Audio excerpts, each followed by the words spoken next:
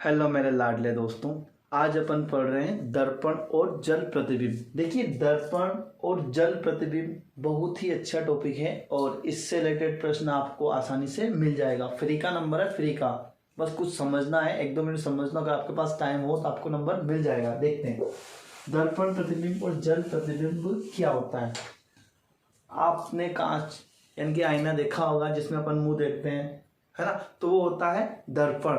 और अगर मान लो अपन किसी झील, किसी पानी के किनारे खड़े हैं और अपन अगर खड़े होकर नीचे देखते हैं, वो होता है जल प्रतिबिंब। ठीक है, तो दर्पण प्रतिबिंब और जल प्रतिबिंब दोनों में अंतर मैंने आपको समझाया। अब अपन देखते हैं दोनों में क्या क्या चेंज होता है। अगर दर्पण प्रतिबिंब है तो बिंब और प्रतिबिंब, है ना, और अगर जल प्रतिबिंब बन रहा है तो बिंब से प्रतिबिंब में क्या अंतर होगा। पहले मैं आपको बता देता हूँ कि बिंब और प्रतिबिंब क्या होता है, और ना आप इसके चक्कर में गुड़ी दिखाते रहोगे। तो ये देखो, बिंब, ये होता है बिंब, समझा रहा हो ना, और ये होता है प्रतिबिंब। ठीक है साथियों।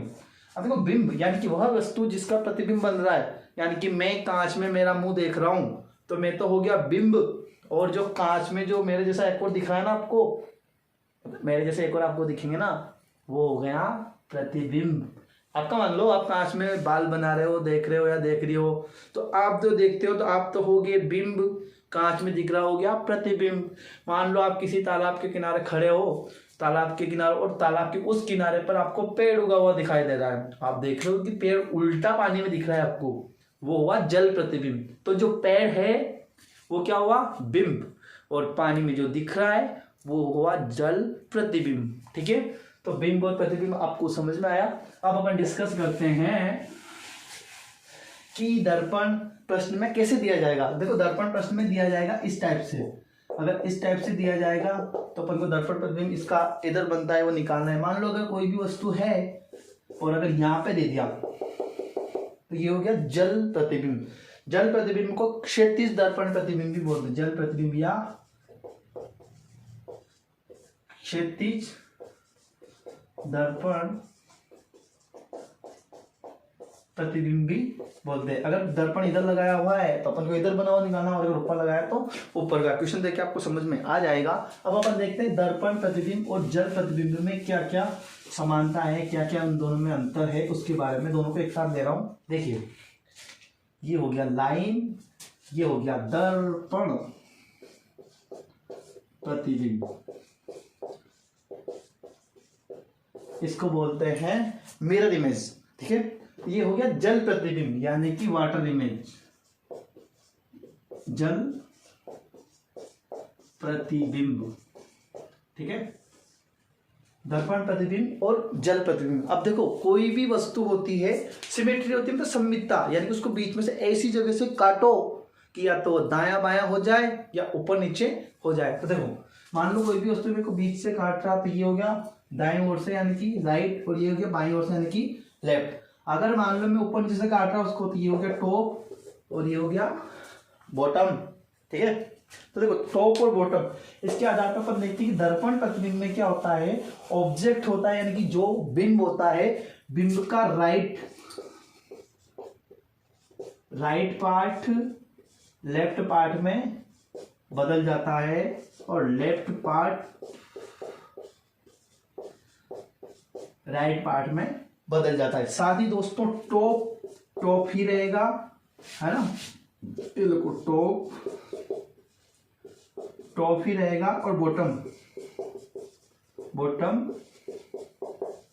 बॉटम ही रहेगा, यानी कि टॉप और बॉटम नहीं बदलते। मान लो मैं खड़ा हूं और कोई कांच है, जैसे इधर बहुत बड़ा कांच लगा और मैं उसमें मेरा प्रतिबिंब देख रहा हूं, है ना, तो देखो ये घड़ी और ये मार्कर, इससे आपको पता लगेगा, है ना, कांच के अकॉर्डिंग ये हो गया राइट पर लेफ्ट और ये हो गया राइट, है ना। तो देखो, मैं कांच में देख रहा हूं, तो जो कांच में मेरे को जो दूसरा मेरी इमेज दिखेगी ना, उस इमेज में ये घड़ी वाला हाथ इधर दिखेगा और ये वाला हाथ उधर दिखेगा। ठीक है, बाकी चीजें ऐसी की ऐसी दिखेगी, आंखें दोनों की तो कोई फर्क नहीं पड़ता। लेकिन देखो, यहाँ पे जो काला तिल दिख रहा है ना, वो इधर दिखेगा और इधर का इधर दिखेगा। शर्ट टी शर्ट पूरी एक जैसी है। देखो, ये जो लोगो है ना, ये इधर दिख रहा है दर्पण वाले प्रतिबिंब में, इधर दिखेगा। ऐसा नहीं होगा कि सिर नीचे दिखेगा और पैर ऊपर दिखेंगे, मतलब टॉप ही है, बॉटम ही है। क्लियर?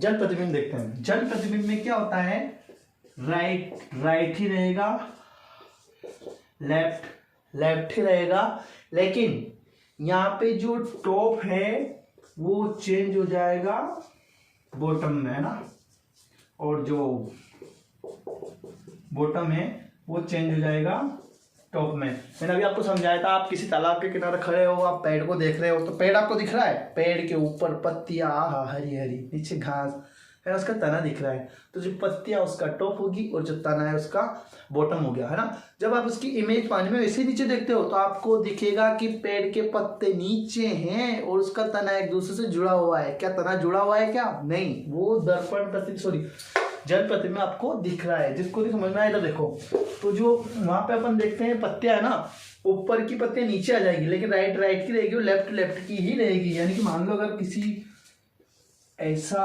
पेड़ बना हुआ है, ये देखो, है ना, और ये बहुत बड़ा तालाब है, छोटे बने यहाँ पे, तो इसकी इमेज बनेगी तो वो बनेगी, ये देखो,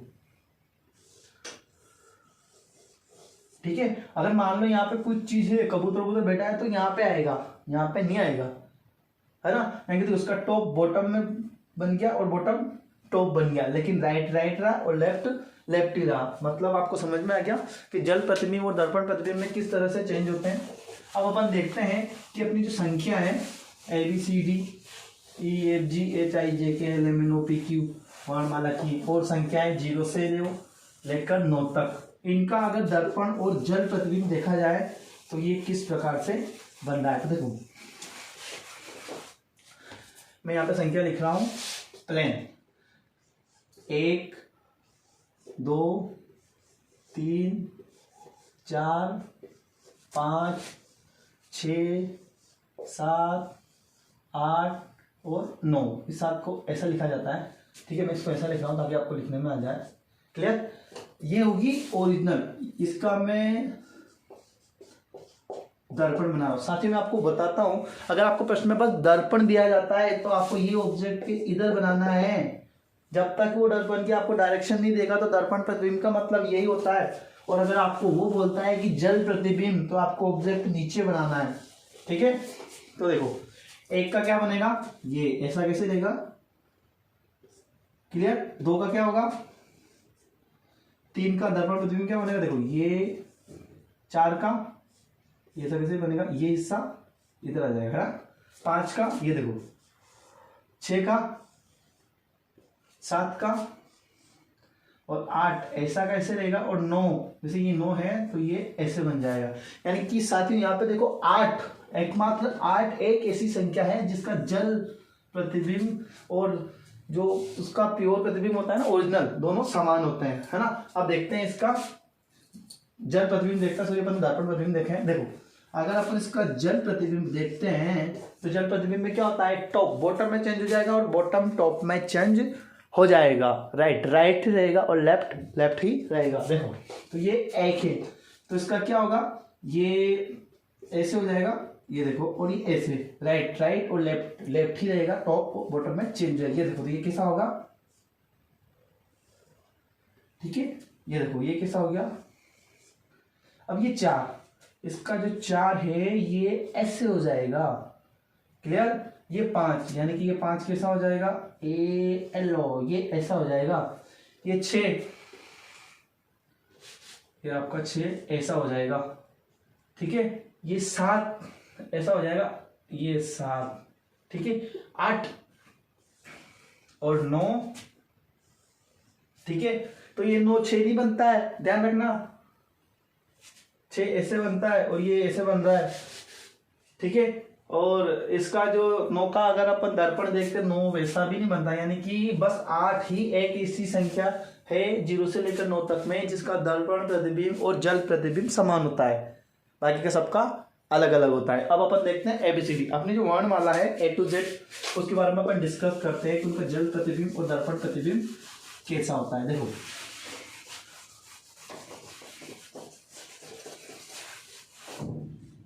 मैं यहाँ पे ABCD लिख रहा हूँ, एक्चुअल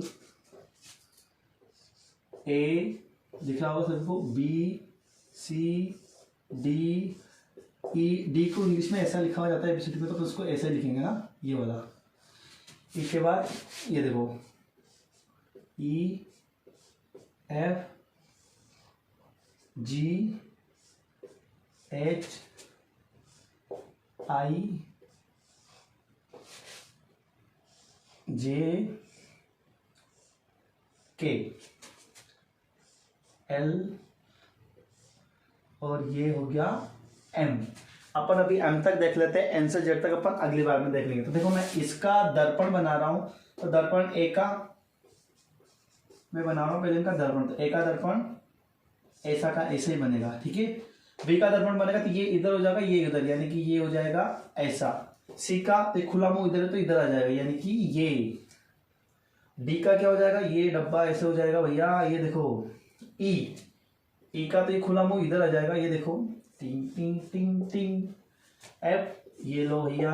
जी, अब देखो ये जी ऐसे बन जाएगा, ठीक है। थोड़ा सा मैनेज कर लेना, चित्र बन रहा है।